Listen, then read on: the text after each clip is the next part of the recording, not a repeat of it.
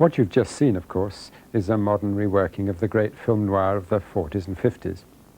And no thriller I can easily recall starts off with a better premise than the second half of tonight's double bill made in 1949.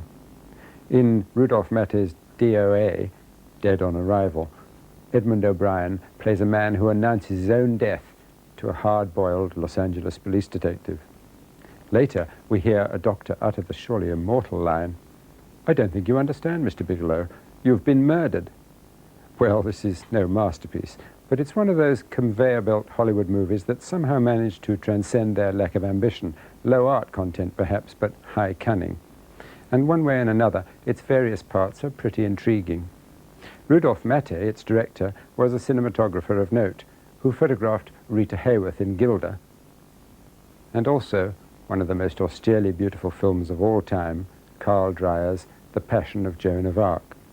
And the sharp, crystal-clear black and white photography of DOA is by Ernest Laszlo, who managed to illuminate the location shooting in the Los Angeles of the 40s with great accuracy and atmosphere. The world DOA represents is also interesting, a chaotic and anarchic America where anything might happen behind the mask of social respectability. This was, by the way, Edmund O'Brien's first starring role, given him as a direct result of his brilliant character work in that classic thriller, The Killers. And he makes his restless, womanizing central character much more interesting than most conventional heroes.